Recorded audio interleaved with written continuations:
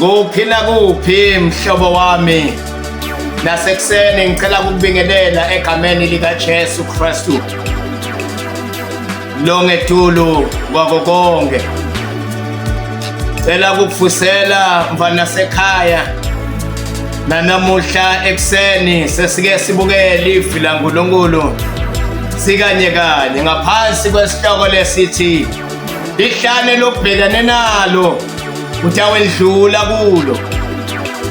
Ngicela sesihambe siyobuka ifi la uNkulunkulu encwadini yamakhosi ekuqala chapter 17. Lana sithola uNkulunkulu ukhuluma nomprofeti Elijah nakakhuluma nomprofeti Elijah uthi-ke uNkulunkulu akakhulume amagama enkosini Ahab atshele inkosi lokuthi kunesimo lesitawuvela ifeni lakhe, kunesimo lesitawuhlasela live lakhe, kutaba nendlala letawuthatha iminyaka ilandelana. Nkosi yami, and lithi live la uNkulunkulu-ke wenta njengoba atshelwa uNkulunkulu Elijah wakhuluma onke lamagama lawa enkosini njengoba uNkulunkulu besamphathisile. And lithi live la uNkulunkulu uyaphinda simakathe-ke manje, uyabuya-ke manje ukhuluma naye, ukhuluma na Elijah kwesibili. Utshena Elijah uthi akasuke aye kulenye indawo. Uyamtshena-ke uthi kule ndawo la utawuya khona utawuthola umfati waseSarafati. Nkosi yami, uthi-ke Jehova lo mfati-ke lona Elijah kunento lengifuna kuyenta ngalo mfati. Lo mfati lona umfelokade kepha utakunakekela, utawuhlangabetana netidingeko tonke takho tale jeni yami nawe. And lithi lifi la uNkulunkulu wenta njalo-ke Elijah, and wahamba waya kule ndawo Jehova besakhulume ngayo.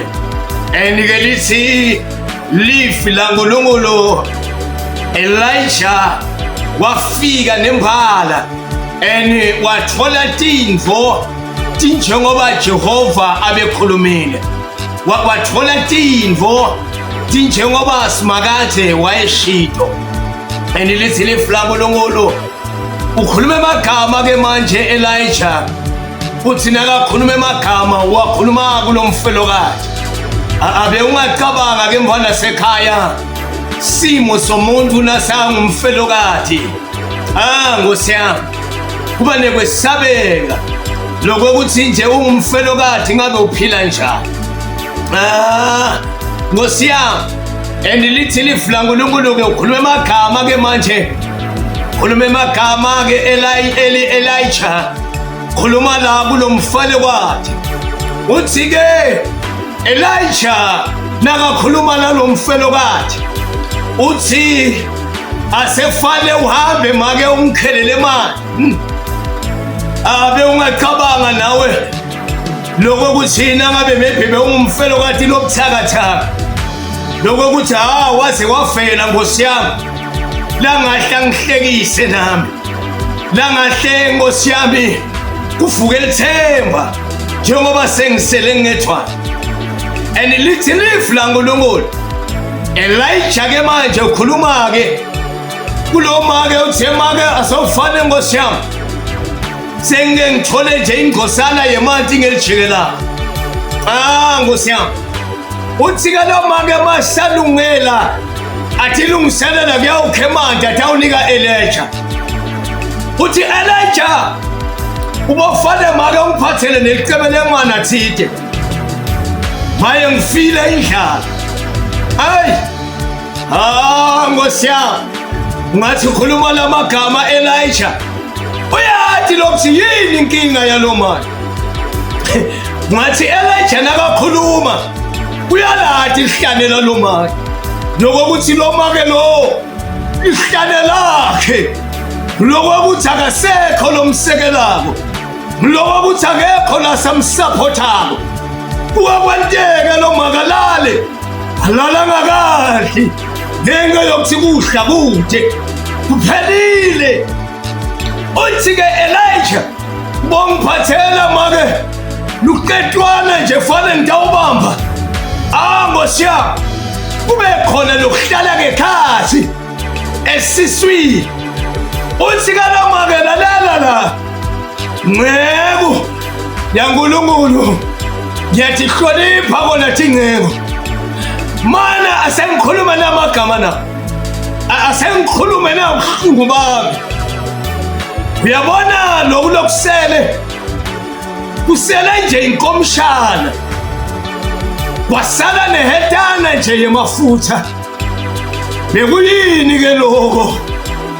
Kuthi kimi nendodana yami bese sifaka wena ekhathi bekungeke kusasenela ngoba sekusele sekuncane. Bekungeke kusasenela ngoba kulide kuncane kakhulu kungeke kusenele mina nendodana yami nawe. Hey Nkosi yami lithi lifu laNkulunkulu. Nkosi yami wase uphinde uyagcizelela Elijah wathi make asewente njengoba ngisho kuwe asewente ngalendlela lengutshela ngayo.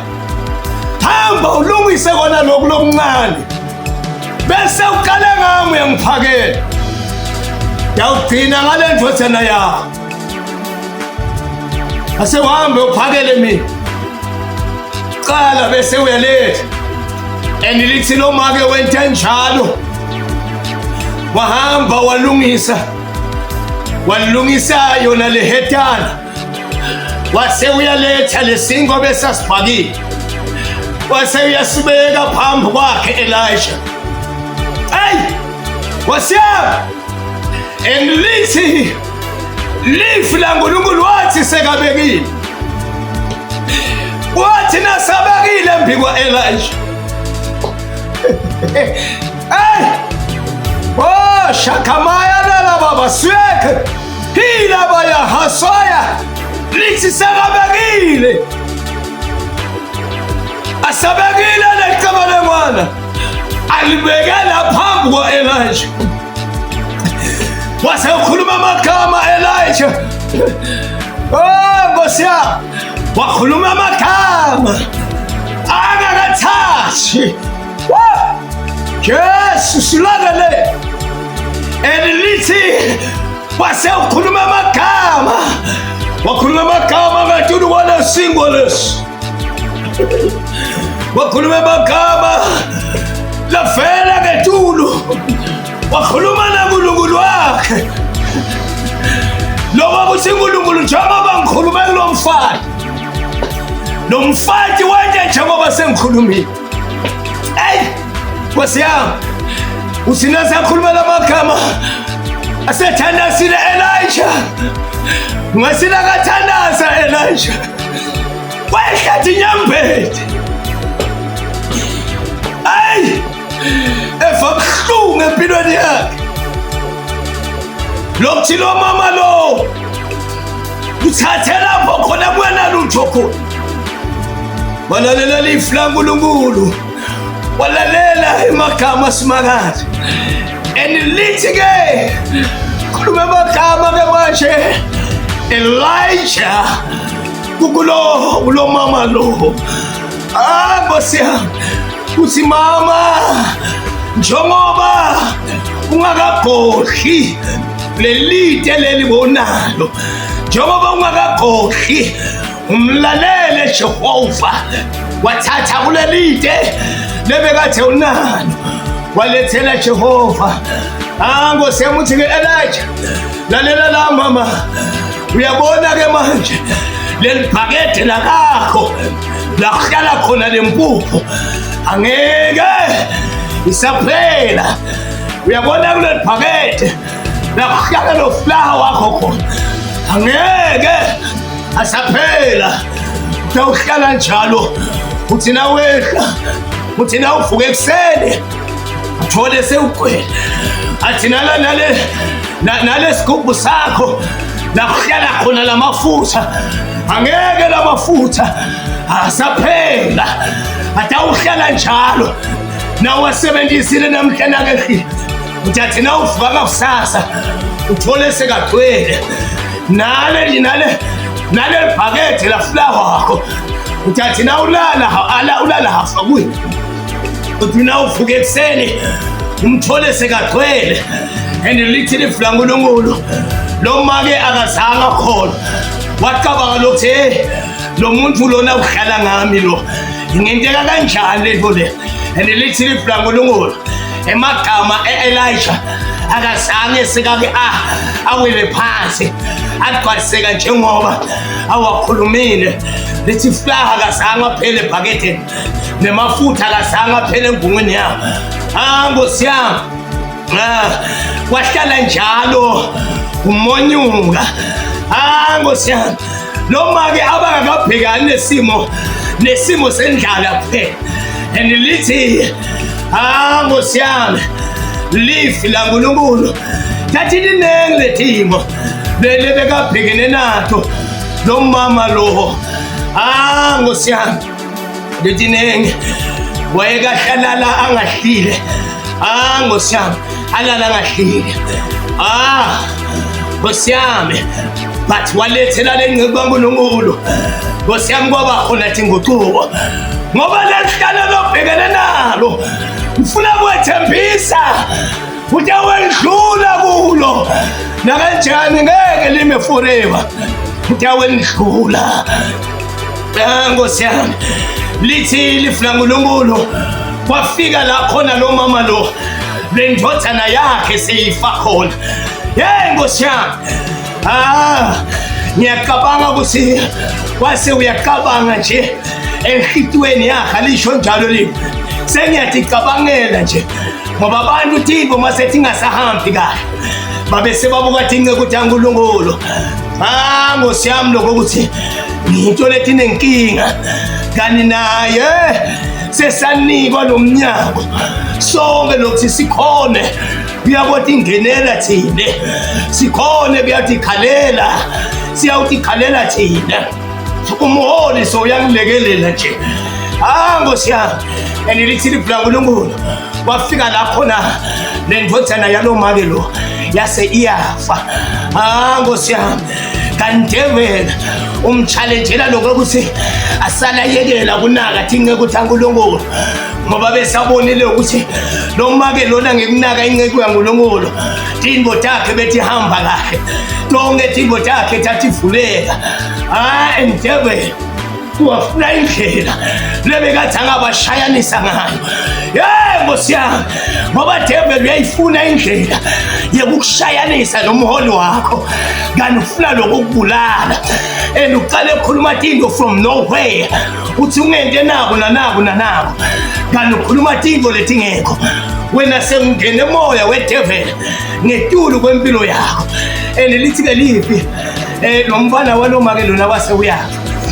Nkosi yami, and lithi lo mama lo wase uyamthatha lo mfana sombisela le Elisha. Awunake le ndledlanyana lambisela ngayo lo mama.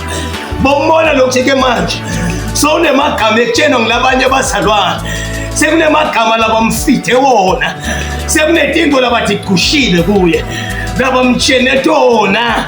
Kungako besabuyela ngolanga kumbe bese babtshenile ukuthi uyalibona le thawula leliphathwa ngu-Elisha leli linenkinga, angajika abantu bayawa. Nkosi yami, sengafa kushintshe mathawula ngoba lonke ithawula lengilithengayo nangisula ngalo buso bami ligcwala i-anointing. Ngithi nangiliphosa abantu lento imihlolo asengikutshele ngisho le jazi leli.